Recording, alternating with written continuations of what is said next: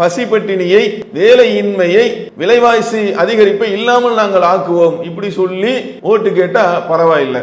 ஆனா என்ன நடக்குது? இஸ்லாமியர்கள்லாம் அப்படி இவங்க இப்படி பண்ணிடுவாங்க, அவங்க அப்படி பண்ணிடுவாங்க என்று ஒரு விதமான ஒரு பயத்தை ஏற்படுத்தி என்னவா அப்பதான் மற்றவங்க எல்லாம் என்ன செய்வாங்களா, ஓட்டு போடுவாங்க. இது என்ன கேடுகட்ட ஒரு தனமாக एक एक को चुन चुन कर निकालेंगे और झारखंड की धरती से बाहर करेंगे। और ये जो बांग्लादेशी आकर यहाँ हमारे आदिवासी भाई बहनों के साथ विवाह रचाकर वो उनकी जमीन हड़पने का काम कर रहे हैं। நாங்க அதை செஞ்சோம், நாங்க இதை செஞ்சோம், நீங்க எங்களுக்கு ஓட்டு போடுங்க அப்படின்னு இஸ்லாமியர்கள்லாம் அப்படி இவங்க இப்படி பண்ணிடுவாங்க, அவங்க அப்படி பண்ணிடுவாங்க என்று ஒரு விதமான ஒரு பயத்தை ஏற்படுத்தி அப்பதான் மற்றவங்க எல்லாம் என்ன செய்வாங்களா, ஓட்டு போடுவாங்க. அப்ப அந்த மாதிரி ஒண்ணுதான் என்ன செய்யுது, ஜார்க்கண்ட்லயும் நடைபெற்று இருக்கிறது. இது போன்ற ஒரு வீடியோவை அவர்கள் இஸ்லாமியர்களை குறித்து, முஸ்லிம்களை குறித்து இவர்கள் வெளியிட்டு இருக்கிறார்கள். அன்பார்ந்த சகோதர சகோதரிகளே, செய்தியும் சிந்தனையும் என்ற இந்த நிகழ்ச்சியிலே பல்வேறு செய்திகளை குறித்து நாம் அறிந்து வருகிறோம். அதனுடைய தொடர்ச்சியாக சமீபத்தில் நடந்த ஜார்க்கண்ட் மாநிலத்துடைய தேர்தல், அந்த தேர்தலுக்கான பரப்புரைகளை அனைத்து கட்சிகளும் செய்தது. இதில் பாஜகவை சேர்ந்த பரப்புரை சம்பந்தமான ஒரு வீடியோ வெளியிடப்பட்டிருக்கிறது. அதாவது பாஜகவுடைய அந்த கட்சிக்கு நீங்கள் ஓட்டு போடுங்க என்று சொல்லக்கூடிய அந்த வீடியோவில் முஸ்லீம்களை, இஸ்லாமியர்களை மிகவும் இழிவுபடுத்தக்கூடிய நிலையில் அந்த வீடியோ அமைந்திருக்கிறது. அந்த வீடியோவுடைய காட்சிகள் என்னவென்றால், ஒரு நபருடைய ஒரு இல்லத்தில் காலிங் பெல் ஒலிக்கிறது. உடனடியாக அவர் அந்த கதவை திறக்குகிறார். ஒரு குறிப்பிட்ட எண்ணிக்கையில் உடைய இஸ்லாமியர்கள், முஸ்லிம்கள் உடனடியாக அதிரடியாக உள்ளே நுழைவது போன்றும், அதை தாண்டி அந்த வீட்டுடைய உரிமையாளருடைய அனுமதி இல்லாமல் அந்த வீட்டில் உள்ள பல பகுதிகளை அவர்கள் பயன்படுத்துவது போன்றும், இந்த வீட்டினுடைய உரிமையாளர் எதுவுமே செய்ய முடியாம கைசேதப்பட்டு நிற்கின்றது போன்றும் காட்சிகள் வடிவமைக்கப்பட்டிருக்கிறது.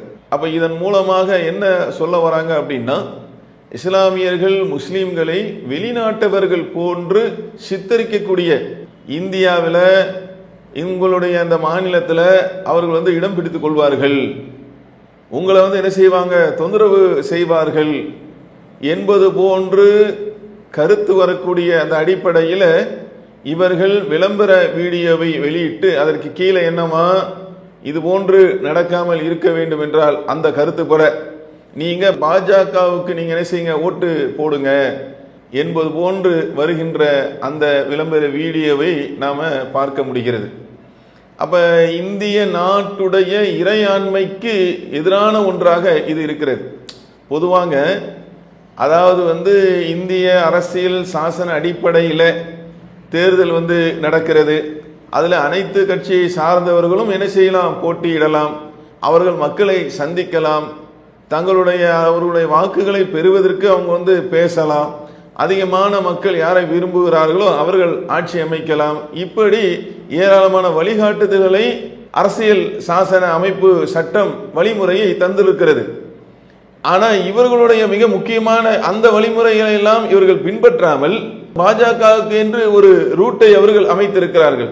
அது என்னன்னு பாத்தீங்கன்னா, சிறுபான்மை மக்களை அவர்கள் காயப்படுத்துவது, குறிப்பாக மிக முக்கியமாக இஸ்லாமியர்களை அவர்கள் சீண்டுவது, அவர்களை குறித்து இழிவாக வெறுப்பு பேச்சுகளை பேசுவது, இப்படி பல்வேறு விஷயங்களை கையில் எடுத்திருக்கிறார்கள். மக்கள்கிட்ட ஆட்சி நடத்தக்கூடிய அந்த ஆட்சியாளர்கள், நாங்க என்னென்ன திட்டங்களை கொண்டு வந்திருக்கிறோம், செஞ்சிருந்தா இல்ல செய்யாமல் இருந்தால் வருங்காலத்தில் கொண்டு வரக்கூடிய திட்டங்களை என்ன செய்வாங்க, சொல்லுவாங்க. நீங்க எங்களுக்கு ஓட்டு போட்டீங்க அப்படின்னா நாங்க இந்த மாதிரி நாங்க செய்வோம், மாநிலத்தை நாங்கள் இப்படி மேம்படுத்துவோம், மாநிலத்தில் வாழக்கூடிய மக்களுக்கு நாங்கள் என்ன செய்வோம், இந்த மாதிரி திட்டங்களை நாங்கள் வகுத்து வைத்திருக்கிறோம், அதே போல இந்திய திருநாட்டை நாங்கள் இப்படி முன்னேற்றுவோம், அதில் உள்ள மக்களுடைய அந்த வறுமையை, ஏழ்மையை, பசிப்பட்டினியை, வேலையின்மையை, விலைவாசி அதிகரிப்பை இல்லாமல் நாங்கள் ஆக்குவோம் இப்படி சொல்லி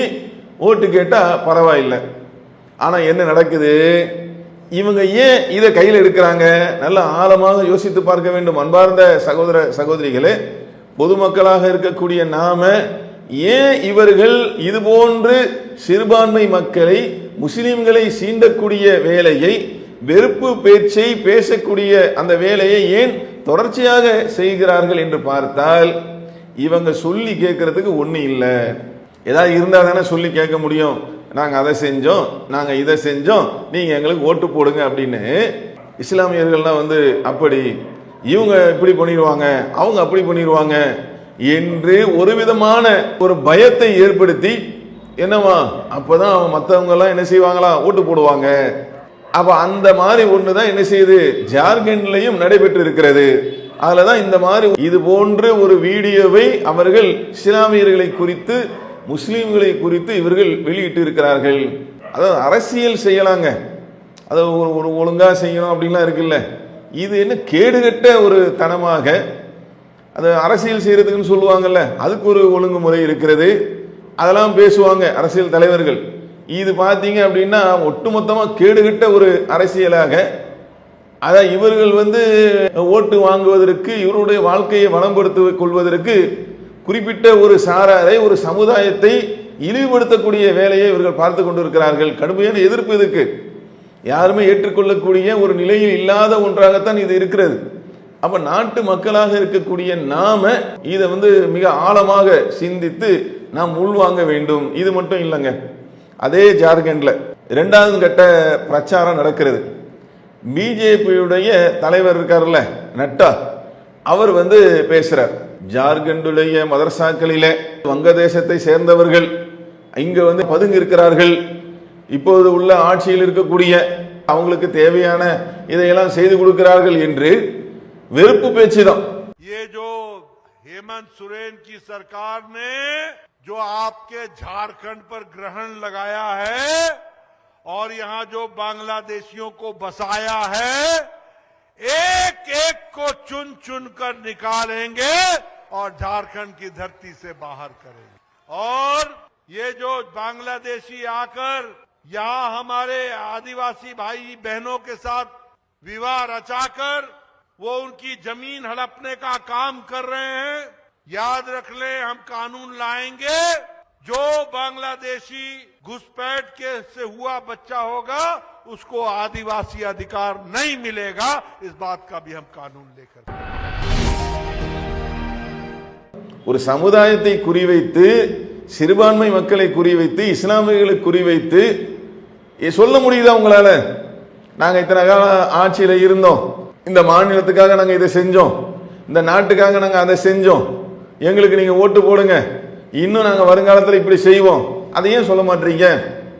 இல்ல, ஏன் சொல்ல மாட்டீங்கன்னு கேட்டா, இருந்தா தானே சொல்லுவாங்கல்ல, ஒரு பழமொழி, சட்டியில இருந்தா தானே ஆப்பிள வரும்ன்ற மாதிரி இருந்தா தானே சொல்லுவாங்க. அதனால முழுக்க முழுக்க என்ன செய்யறாங்க, நம்ம ஏன் இதை சொல்லுகிறோம் என்றால், பொதுமக்களாக இருக்கக்கூடிய நாம் என்ன செய்யணும், இவருடைய இந்த ரூட்டை நாம் புரிந்து கொள்ள வேண்டும். இப்படிதான் என்ன செய்யறாங்க, இவர்கள் ஆட்சியை பிடிப்பதற்காக ஒன்றாக இருக்கக்கூடிய, ஒரு தாய் மக்களாக இருக்கக்கூடிய, சகோதரர்களாக பழகக்கூடிய நம்மை இப்படி இல்லாத ஒன்றை மூட்ட கணக்கில் பொய்யை சொல்லி, ஏன்னா இவங்க சொன்ன பொய்க்கெல்லாம் புக்கெல்லாம் கூட எழுதியிருக்கிறாங்க. இவங்க சொன்ன பொய் இருக்குல்ல, சும்மா சொல்லலைங்க, பொய் சொல்றாங்கன்ட்டு நூல் எழுதுற அளவுக்கு பொய்னா பாருங்களேன். வளமையா என்ன செய்வாங்க மனிதர்கள், அவங்களுடைய வாழ்க்கையில ஏதோ 1-2 அவ்வப்போது என்ன செய்வாங்க, டங்கு ஸ்லிப் ஆகி சொல்லுவாங்கல்ல, அந்த மாதிரி இல்லை.